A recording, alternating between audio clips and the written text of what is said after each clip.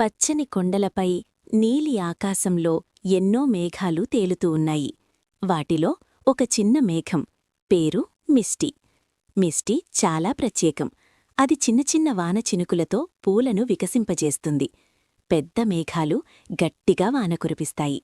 కాని మిస్టీ మృదువైన వానతో అందరినీ ఆనందింపజేస్తుంది. ఒకరోజు మిస్టీకి ప్రపంచం చూడాలనే ఆసక్తి వచ్చింది. నేను సాహసం చేయాలి అని ఆనందంగా ఎగిరింది. పర్వతాలు, నదులు, సముద్రం. మిస్టీ ఎంతో దూరం ప్రయాణించింది. అయితే ఒక్కసారిగా మిస్టీ శరీరం తేలికగా మారిపోయింది. అయ్యో, నాకు వాన కురిపించే శక్తి పోయింది అని మిస్టీ బాధగా చెప్పింది. భూమిపై ఒక చిన్న గ్రామం. చెట్లు ఎండిపోయాయి. పక్షులు నీటిని వెతుకుతున్నాయి. మిస్టీ పైనుంచి చూసి బాధపడింది. నా వల్లే వీరికి ఇబ్బంది. అప్పుడే ఒక జ్ఞాని, గాలిదేవత వచ్చింది. మిస్టీ, నిజమైన శక్తి బాధ్యతలో ఉంది అని చెప్పింది.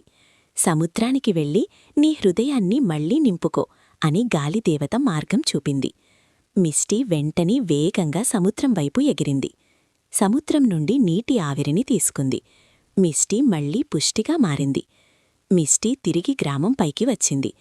మృదువైన వాన చినుకు